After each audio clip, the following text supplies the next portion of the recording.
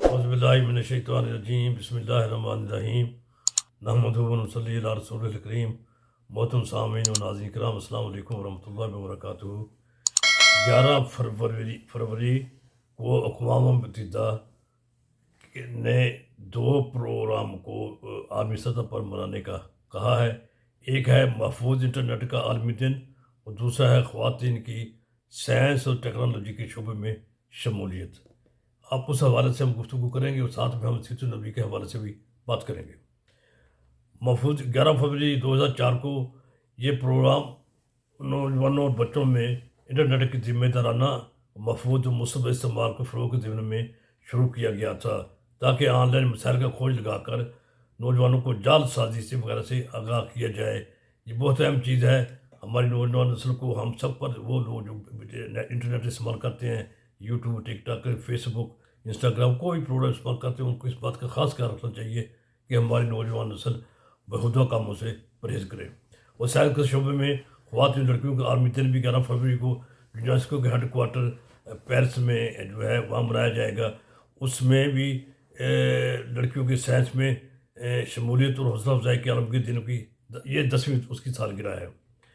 مذکورہ عالمی یوم کے اغراض و مقاصد میں لڑکیوں اور خواتین کو سائنس اور ٹیکنالوجی و انجینئرنگ اور میتھ وغیرہ کی تعلیم کے حصول میں ان کی شعبہ جات میں اپنا کیریئر بنانے کی جانب برابر کرنا، اور اس میدان میں ترقی کے مساوی مواقع پیدا کرنا ہے۔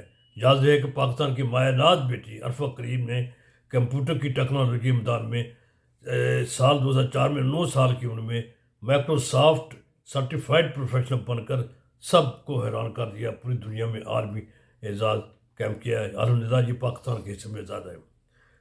اب برادر عزیز، اسلام میں معاشرے کے ہر طبقے کے لیے تعلیم کا حاصل کرنا ضرور قرار دیا گیا ہے۔ حدیث نبوی صلی اللہ علیہ وسلم ہے کہ طلب العلم فریضۃ علی کل مسلم، اور بعض کتب میں مسلمات کے لفظ بھی آئے ہیں، یعنی ہر مسلمان پر، یعنی مرد عورتوں پر تعلیم کا حصول لازم ہے۔ آج کے دور میں یہ اب ایک عام سی بات نظر آتی ہے کہ خواتین تعلیم حاصل کریں، لیکن نبی اکرم صلی اللہ علیہ وسلم کے دور میں خواتین کے حقوق کے لیے گھٹن زدہ دور میں یہ بات کرنا یا اس طرف دھیان دینا بہت اچنبھے کی بات تھی۔ رسول اکرم صلی اللہ علیہ وسلم نے خواتین کو ہر شعبہ زندگی میں بلند مقام عطا فرمایا۔ اسلام کے ابتدائی ایام میں مسلم خواتین نے کارہائے نمایاں سر انجام دیے۔ سول زندگی میں بھی، عام زندگی میں بھی، اور میدان کی زندگی میں بھی بے شمار مثالیں آتی ہیں۔ علم و فن کی زندگی میں مسلم خواتین نے اپنا کام کیا۔ جدید دنیا آج تک خواتین کو ان کا مقام دینے سے قاصر نظر آتی ہے۔ یہ صرف اپنی جنسی خواہشات کی تکمیل کے لیے نام نہاد آزادی، برابری اور حقوق نسواں کا نعرہ بلند کرتے ہیں، جو در حقیقت عورتوں پر مزید بوجھ ڈالنے کے مترادف ہے۔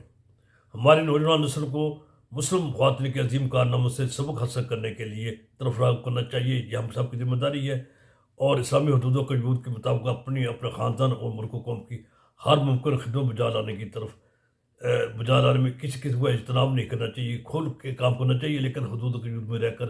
یہ ہر عورت کا حق بھی ہے اور فرض بھی ہے۔ اللہ تعالیٰ ہماری بچیوں اور نوجوان نسل کو اس طرح راغب فرمائے۔ آمین یا الہ العالمین۔ والسلام علیکم ورحمۃ اللہ وبرکاتہ۔